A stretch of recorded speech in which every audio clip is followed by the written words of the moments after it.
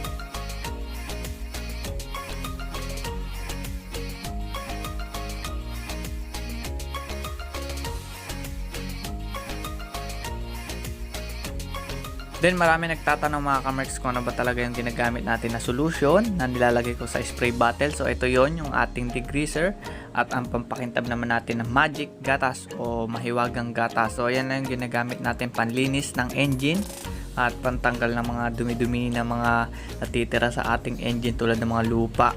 So ayan, sobrang hirap talaga linisin yan at pakintabin talaga ng maayos ang ating engine.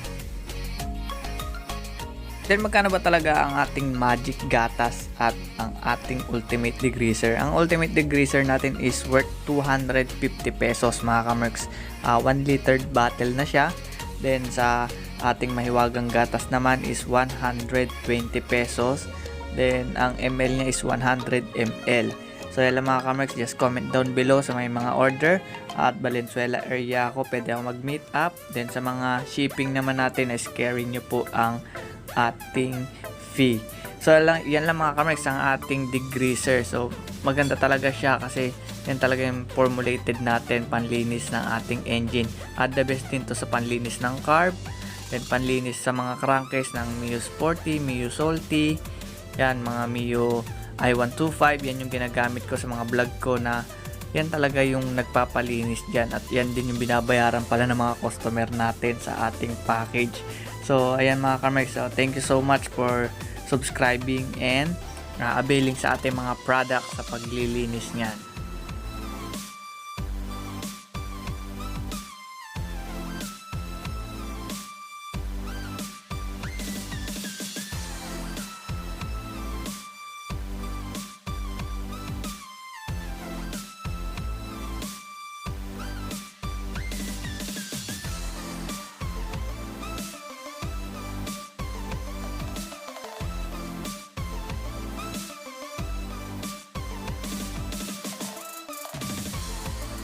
Then ito pala ang ating oil cooler mga kamerks. So dito nagsisirculate ang ating langis.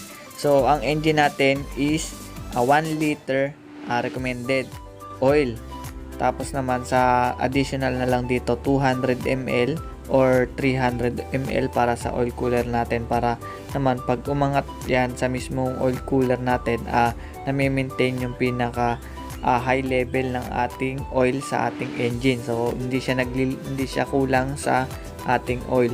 So mahalaga din nililinis to mga kamerks ang ating oil cooler kasi diyan nag-i-stay yung mga bato na galing sa ating gulong sa harap and tumatalsik, kaya dapat naglalagay din tayo ng tapis o kaya yung tawag doon, tire hugger o mudguard para naman hindi umaangat yung pinakadumi, kasi yan din nagiging cause ng pagkaumido at pagkasira ng inyong oil cooled, kasi sensitive yan kaya pansin nyo pag naghahangin ako mahina lang, hindi rin siya malakas Kasi para matanggal lang yung mga dumi, kasi na-UUP yung pinaka-sink niyan. Ayun yung nagpapalamig talaga ng ating engine.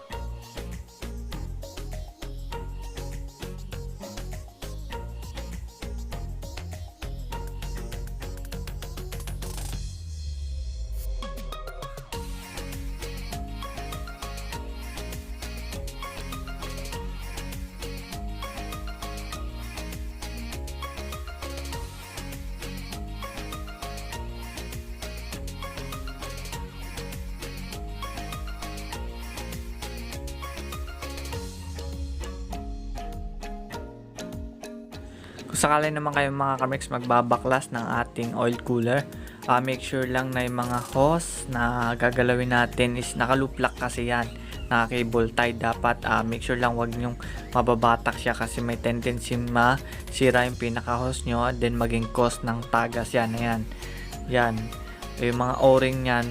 Make sure din na wag nyo nang gagalawin niya, wag nyo nang huhugutin pagka lilinisin nyo. Then pagka after matuyo, then test run kayo ng engine. Make sure lang na makikita nyo yan kasi bago nyo isalpak kaha, makakasiguro kayo walang tagas at walang leak ang inyong hose.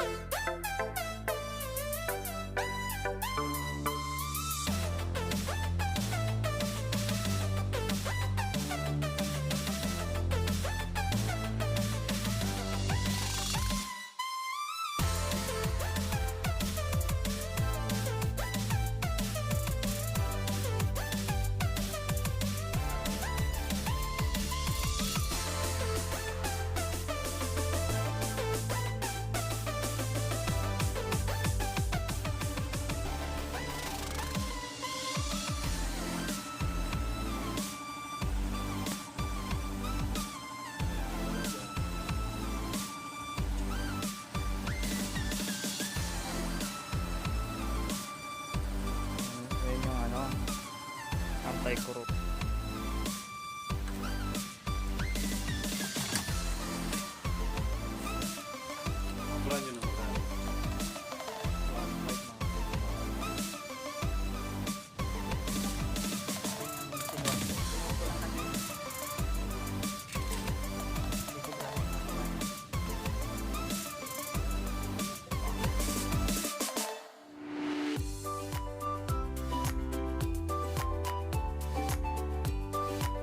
Then ito mga kamerks, isa rin to sa pinakamalaga kapag nag-change oil tayo ng C200S. So make sure lang natatanggal natin tong magnet na to.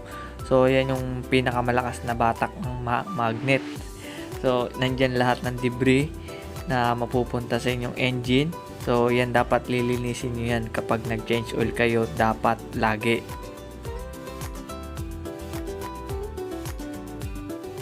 Ay mga kamerks, make sure lang matanggal yung mga nakadikit na metal part dyan galing sa inyong gear. Kasi dyan talaga bumababa, dyan sinasala ng filter ng ating oil. Then ayan yung kumukuha talaga ng mga maliliit na bakal. So make sure lang niya matatanggal nyo yan kasi mahirap din tanggalin yan. Yan, kasi dikit na dikit talaga dyan yung metal part na yan. Dapat lang dyan tatanggalin nyo, gagamitan nyo siya ng basahan para matanggal niya talaga. Punasan nyo tapos hugutin nyo ng hugutin yung mga debris na bakal na nakadikit.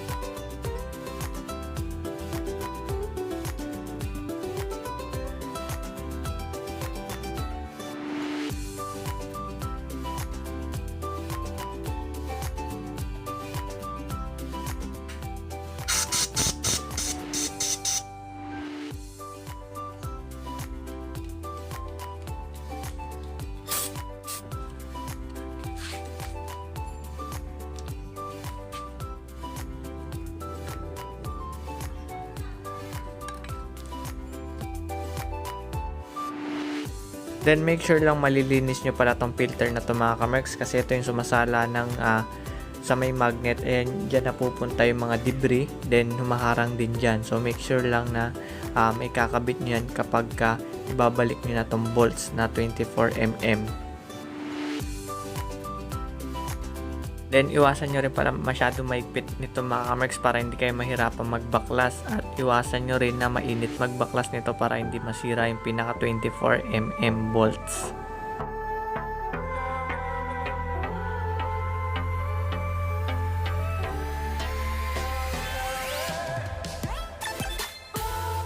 Then ayan, pinakita ko kay sir kung paano ba talaga nagta-timing ng tama. So kinuha ko muna yung pinaka valve clearance niya. So hindi ko pa siya niluluwagan. So ang sukat niyan is 0.10mm na. So sobrang luwag na siya sa standard. So ito, i-clearance natin ng intake niya ng 0.06mm based sa ating pillar gauge. Then sa exhaust naman is gagamit tayo ng 0.08. So yun na yung standard na ikakabit natin, kasi mas maganda naman kasi standard para naman pagka mainit na doon mas lalo siyang luluwag kasi. Pero minsan nag-advance tuning ako, gumagamit ako ng 5 tsaka 7 para pagka uminit mag-i-standard yung pinaka valve clearance natin. So ingat na lang sa pagki-clearance, dapat make sure talaga na mahigpit ang ating valve screw tsaka ating nut. So yan mga kamerks, may mga tips na naman kayo nakuha. So yan lang mga kamerks. Kanya malagalaw eh.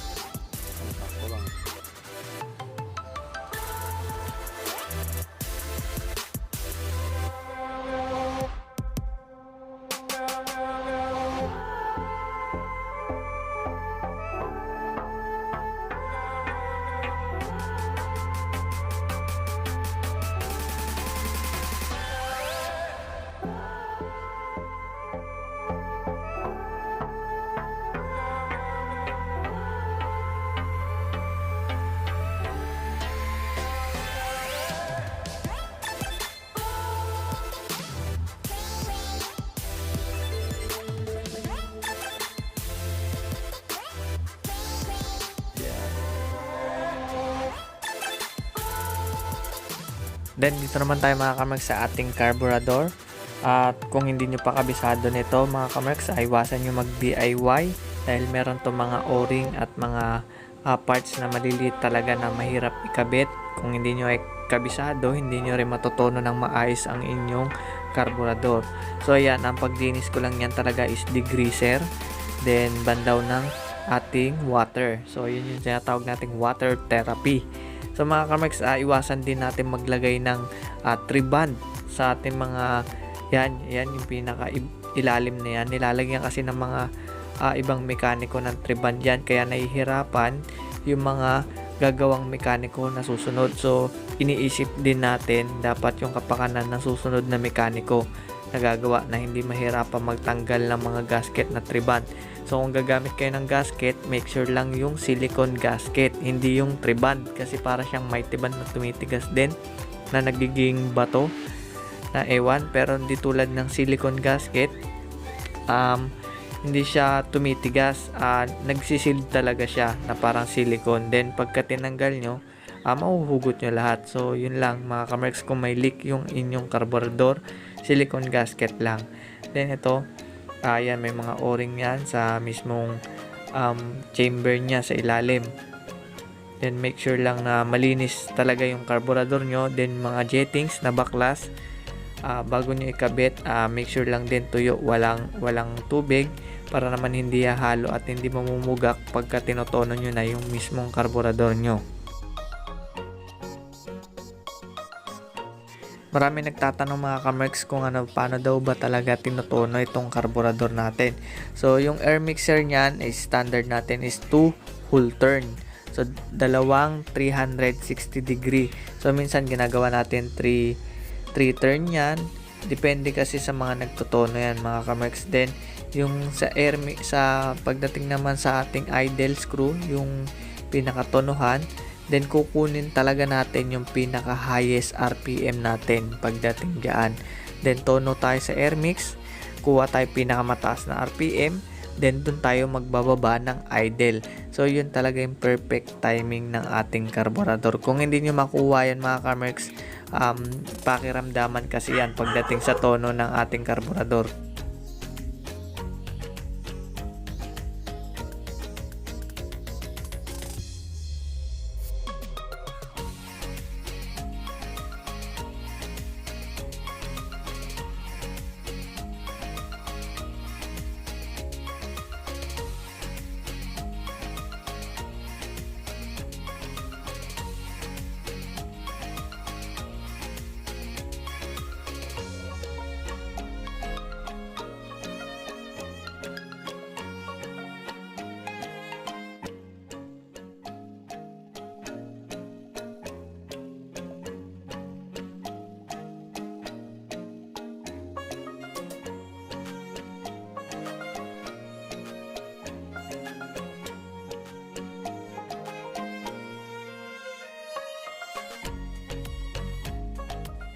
Then dito pala tayo sa mga jettings mga kamerks, make sure lang din na yung mga nozzle niyan, yung mga butas niyan, nakikita nyo talaga na malinis siya, walang mga nakabarang debris, yung mga powderized nang galing sa gasolina. So yan din yung mini-make sure na walang umido para naman maiwasan yung pagkapugak at pagkalunod ng ating carburetor pagka tinotono na natin.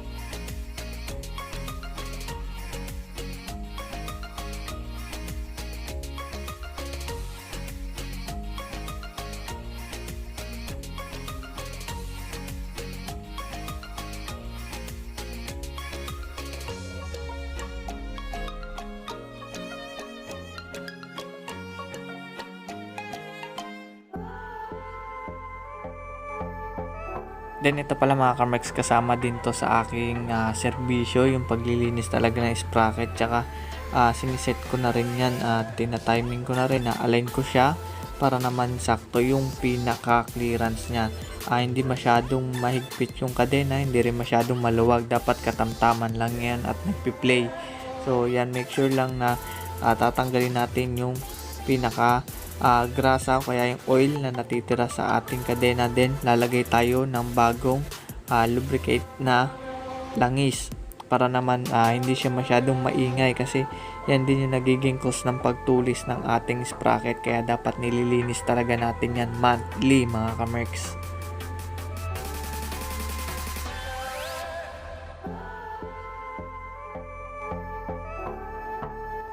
Then tips na naman tayo mga kamerks, at iwasan natin yung pag kinambyo natin, make sure lang tinitignan natin lahat ng possible tamaan ng kadena, at yung sprocket dapat hindi tatama sa inyong paddock stand yan. Tapos yan, pagkatapos natin linisan, at tutuyuin natin yan, at ingat tayo sa pagtuyo yan. Tulad yan yung ginagawa ko, dapat alam nyo yan, may kapalit na disgrasya yan. So make sure lang maingat kayo sa paggawa at paggaya ng mga nakikita nyo sa YouTube na ginagawa natin. At yan, lalagyan natin ng langis pagka natuyo na natin yung pinaka chain natin, kasi importante talaga yung langis. Nakakatulong yan para hindi masyadong magasgas at mapudpud yung ating kadena. Ganun na rin sa ating sprocket mga kamerks.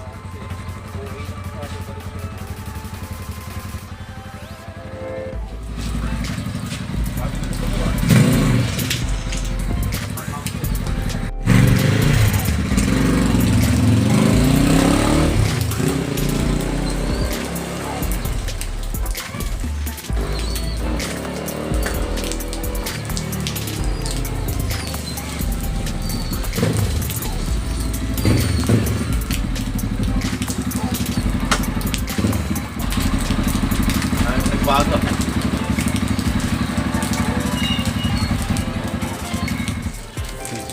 Ang gaan na.